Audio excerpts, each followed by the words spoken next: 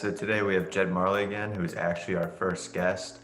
Having Jed on again just because how quick things change in the industry and how we improve. So, Jed, thanks for coming on again. And Brandy, we'll let you start with the questions here. Awesome. Yeah, thanks, Jed, for coming back with us today.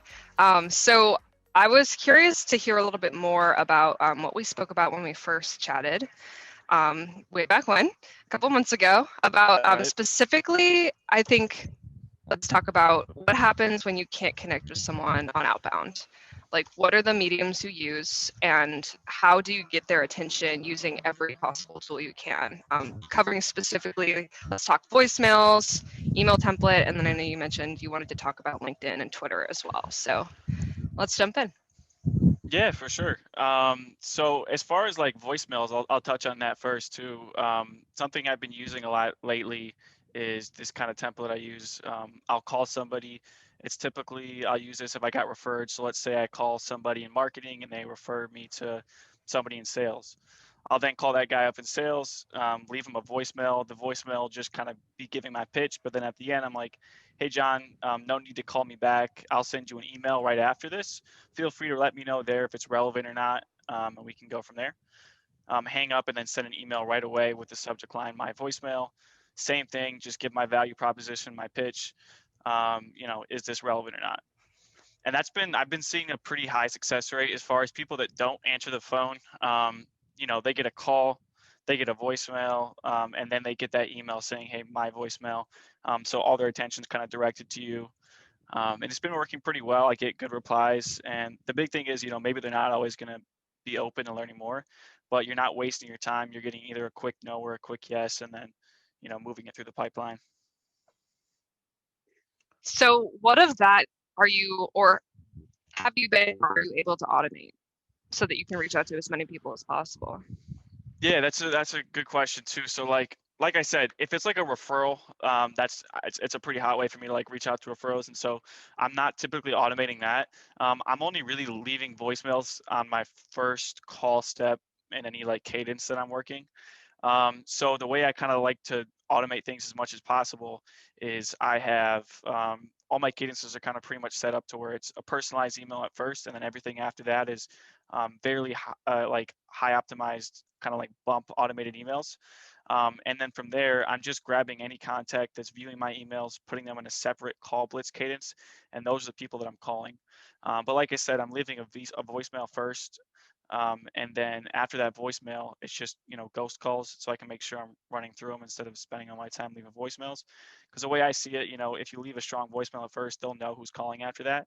And I'm just trying to bump and remind them that, and basically revert their attention back to that original email that has the value.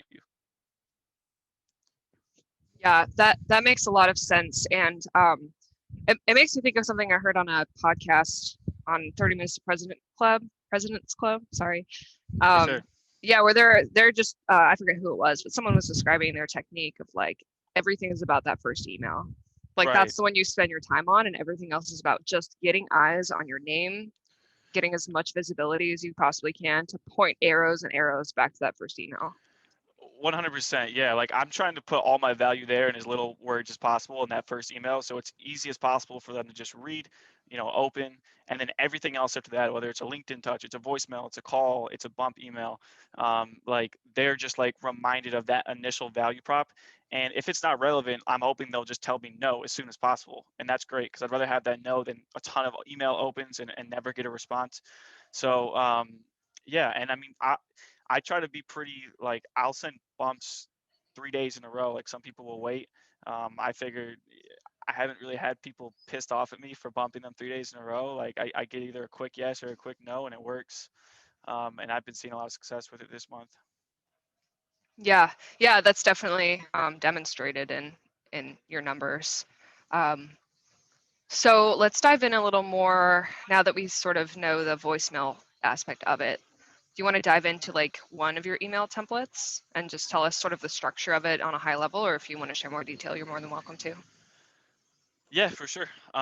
So like for example, one of them that I've been using um, is kind of like after I've sent my initial like personalized email, a couple bumps. and it's not really working. The next one is, I call it like the reaching out templates for the subject line is just reaching out. It's very simple. It's one sentence. It's just, hey, who's the best person at, Microsoft to talk to about X? So like in our case, lots of times it's like e-signatures or document automation or document processes if you're talking about PandaDoc.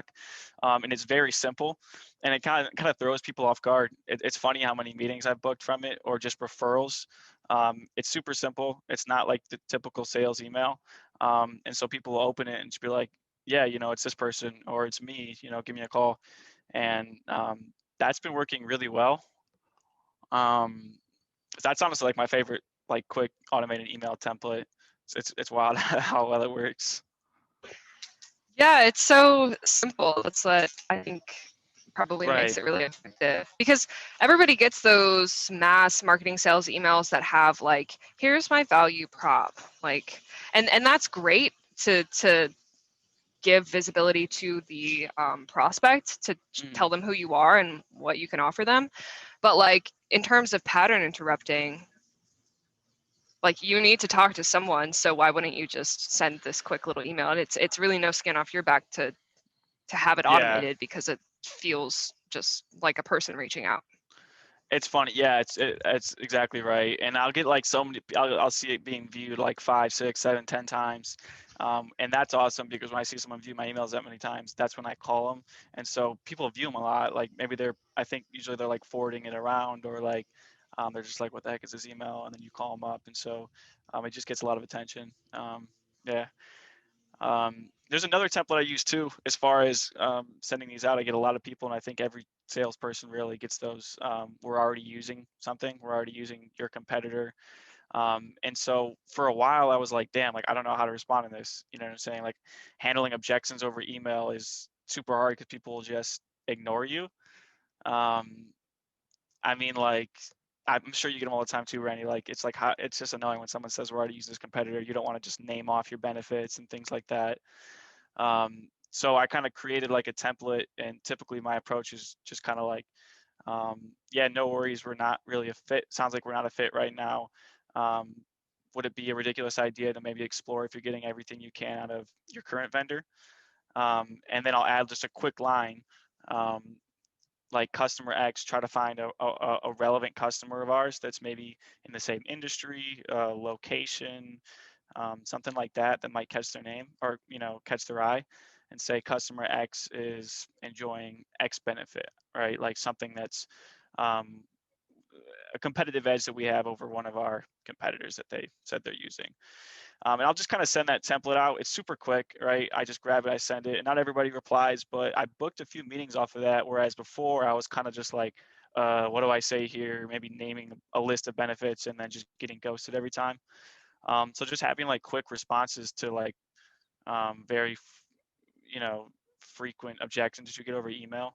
I've been able to convert those. And so that's kind of a cool thing that's been working. Yeah, I think what might add to making that so effective for you and just your process is the fact that it is templated out. So again, it still feels personal, but it doesn't take that much time for you to figure out which is the proper kind of social collateral that I can add into this to make it relevant to them. Because what are the odds that they actually email you back? So the fact that you're getting anything from that is really awesome, because handling objections over email is near impossible. And you've just Yeah. probably already done the dance where you like got the email objection, you're like call immediately and they don't pick up and they're like Yeah. straight to voicemail. Like it's just the way it is. So that seems like a really clever way to handle it. And it sounds like it's bringing you some success as well. Right. And it's just kind of using the simple strategy of like going for no, right? Like, would you be opposed to this idea, or would it be a ridiculous idea? Instead of saying, can we find 15 minutes to explore this? It's like just a different way of saying it. And I think it just causes them to think a little bit more about it. Like, hey, is this a bad idea? Like, no, it's probably not that bad of an idea. Like, let me check it out and see if we're getting the most out of our current vendor. Yeah, I agree, Jed. I like that line because I feel like when you say something like, do you just have 15 minutes? Like to me, that would mean, okay, he wants 15 minutes to try to sell me this. Whereas if you word it in a way of like, does it fit your needs? then you're actually doing the right thing. Because at the end of the day, what you're trying to do is discover, like, are they happy with what they have? No. Then okay, let's try to fix that. But if they are, like you said before, like the way the email was set up was like, it sounds like you don't really need us right now. Would you be open to exploring? So yeah, so the open to exploring just makes a lot more sense than just asking for 15 minutes. So I think that's really good. That's something I would use too, and not too surprised that it's worked out. And then you set up a lot of like follow-up. Like I have a lot of follow-up meetings that I'll schedule off of that where it's like, yeah, like this is cool. Reach back out to me in like 3 months or a couple quarters when our renewal is coming up with our current vendor. And then you just get all these hot follow-ups where it's like, okay, yeah, we're going to check it out upon our renewal. And those can close really fast, right? If you can just prove the value. Yeah, I think you brought up an interesting point too, Andrew. It's like it's all in the way that it's worded, is the way that it's going to be received. So, like coming up with something that's definitely going to just psychologically point them in a direction that you might want a conversation to continue. It's always going to be more helpful than just kind of guessing, taking a stab in the dark, and like you could do as much personalization as you want, but if you don't ask it in the right way, it's not going to come across the way you want it to, especially not over email. But yeah, I want to try this template because currently handling a lot of these email objections myself, and it feels like spinning your wheels almost if you don't have Yeah. this kind of process to just take some time off, like simplify and give it the best shot you can. Right. Like you want to break it down and say, okay, what are the most common objections I'm getting? It's the same thing on the phone, right? Like what are the most common responses I'm hearing? And how can I break this down to where I have like the best possible response to where it doesn't take up a bunch of my, energy to always figure out, okay, how am I going to respond to this? Because then you're just more automated and like things are less, when you kind of have a process like that, like I have a go-to template for this response that I get a lot. And I know this template converts instead of just kind of guessing or winging things and wasting your time and energy. Yeah, and the problem of decision fatigue. It's like you deal with so Yeah. many of these. Like you might get, 5 or 10 of these email objections a week, maybe more.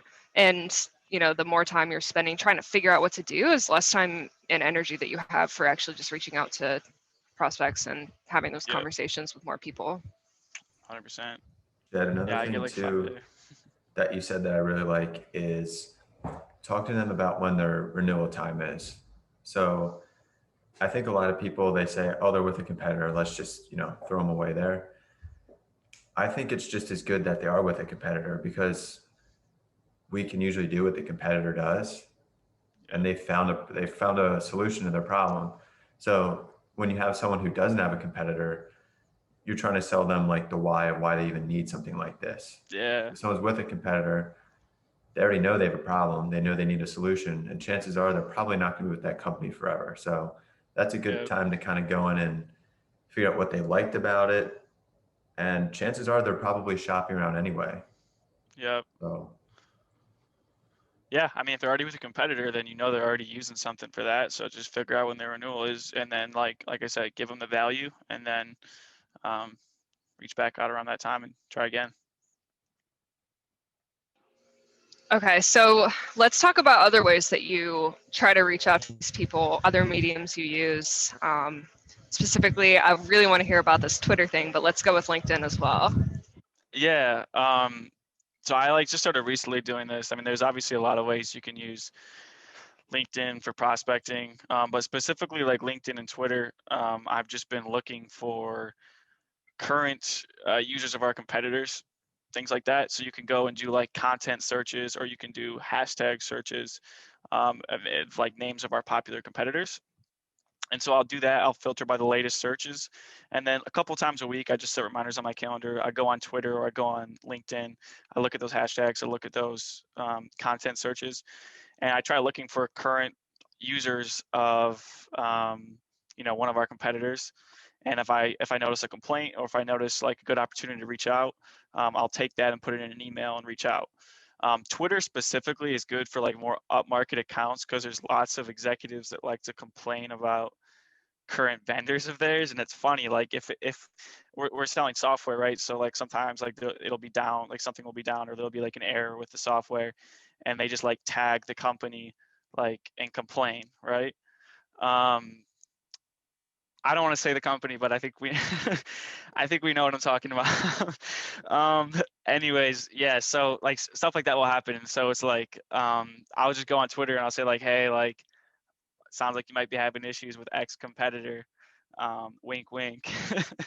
And then I'll send him an email. And it's, I've had a couple times where that's worked. I've probably booked um a little over 5 meetings just from that, and I'm just starting to do it a little bit more. And so it's dope. It's fun. It's like really, it's just a good way to switch it up. You know what I'm saying? Being on Twitter and LinkedIn, and um, it's just fun, a different avenue of prospecting.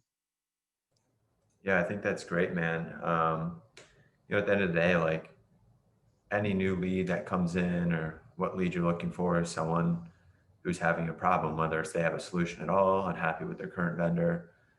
But if you think about it, like you put yourself in their shoes, right? Say you have an internet provider and your Wi-Fi has been down for 4 days, and you go on Twitter and say, screw this company, and another company contacts you and says, hey, we have the same speed or if not better for this price, you're probably much more likely to make that switch. So I think that's a great way to do it. I think your secret might get out and it might be more competitive, but if you're one of the few doing it for now, just take full advantage of that.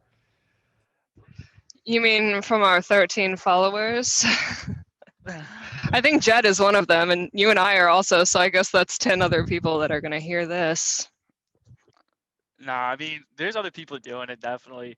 It's just about like looking, like you always want to make sure you filter by the latest responses, and if you can get to them within a couple of days, it's awesome. Because I've had situations where I saw, and it was like 2 or 3 weeks ago that they made a complaint, and then they're like, "Oh, now we already got it taken care of." Because usually, if someone's gonna go to the measures of going on LinkedIn to complain about a current vendor, they're gonna want to get that problem fixed fast. So you just gotta like I said, I'll leave reminders and I'll check it a couple times a week, and then go from there. That that makes me curious about something related to your process.